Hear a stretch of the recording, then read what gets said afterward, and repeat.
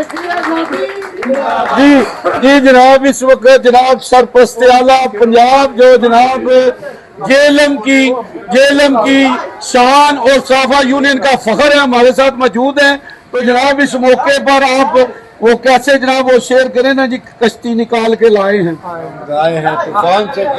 हम लाए हैं तूफान से कश्ती निकाल के। है मेरे बच्चों, इस मुल्क को रखना संभाल के। यही देखें कि हमारे मुफक्कर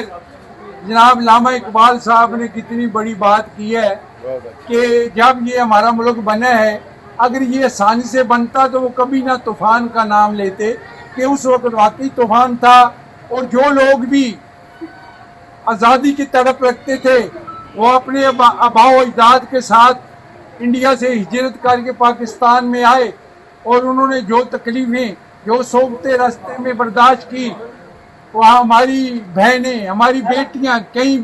बहनों के सुहाग उजड़े, कई बेटियां जो है बेवा हो गई, कई बेटियों को वो उठा के ले गए, असमत दरी की गई। लेकिन ये बहुत बड़ा अलमिया था हमारे लिए, क्योंकि ये इंतकाल इक़्तिदार जो है ये आसान नहीं होता, ये आज़ादी आसानी से नहीं मिलती, क्योंकि उस वक़्त सबसे ज्यादा कत्लेआम जो है वो जश्न आज़ादी, जब हमारा मुल्क इंडिपेंडेंट हुआ तो उस वक़्त हुआ और खून की नदियां बह गई। तो ये मुल्क आसानी से आज़ाद नहीं हुआ। तो यही बात है कि हमें ये बना बनाया मिल गया है, तो हमें देखना चाहिए हमारे आबाओ अजदाद ने जिस तरीका से अपनी जाने कुर्बान की, जिस तरह तकलीफें सोबतें बर्दाश्त की, और अपने प्यारे मुल्क में आज़ादी की तड़प लेके अपने प्यारे मुल्क पाकिस्तान में आए। तो आज हम अल्हम्दुलिल्लाह राजा सईद अहमद साहब, जो कि हमारे बहुत ही मुअज़्ज़ज़,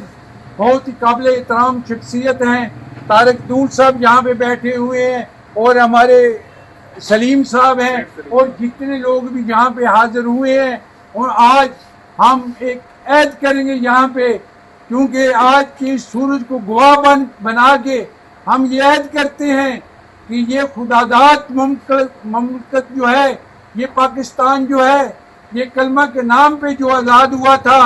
आज हम ये वादा करते हैं, हम अपने मुल्क के साथ ये वादा करते हैं कि इसकी हुर्मत की खातर, इसकी अजमत की खातर हमारी अगर जान भी चली जाए तो हाजिर है। इंशाल्लाह हम कभी भी दरेग नहीं करेंगे। कहते हैं कि मैं क्यों ना अपने लहू से तेरी